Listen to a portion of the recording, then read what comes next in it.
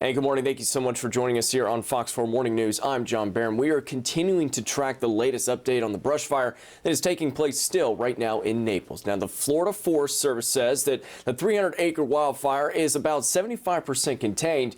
We also know right here on this map that the cause of the fire was due to a power line coming into contact with a tree. Now, officials say neither the tree nor the power line physically fell. Now, joining us live right now is Fox 4's Colton Chalves, who's right now at the site of the Jung fire. And Colton, so far this morning, we can see right now a mixture of fog and smoke. What's happening behind you? Just kind of tell us what's going on.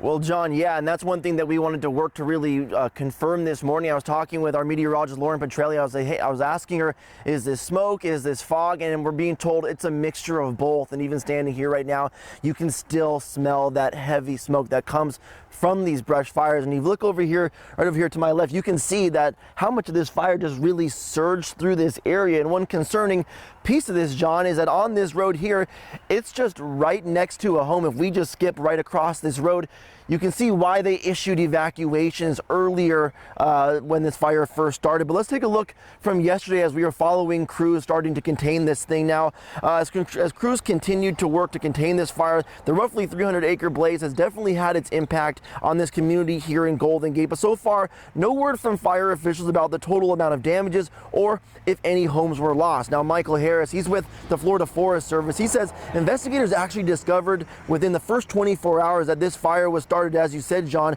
because of a power line coming into contact with a tree. Now, that's a very quick answer that Harris attributes to the amount of manpower they've deployed to get these flames under control.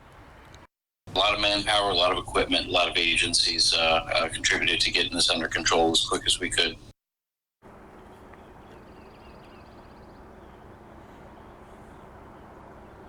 Harris is also sending out a reminder to homeowners this morning. The best thing he says you can do to help prevent these fires from spreading is to actually keep your lawn under control. Harris says trimming all vegetation, so that's things like your grass, your bushes, your trees. Keeping all of those under control will all help keep your home safe. And we want to kind of give you guys a little bit more perspective when we're talking about keeping your home in control, because we just talked about how the fire was right here. But if you look at this home behind me, you can see the grass is neatly cut. They don't have any of their bushes or brush up against their home. And what that really does, fire officials, is it tells them it keeps those flames from being able to spread to your home, and then like we've seen, unfortunately, catch homes on fire. So be sure to stay with us, because we're going to be out here all morning long giving you live updates. Again, we've seen crews already going up and down these roads, and you can trust us to bring you the latest on this fire. John?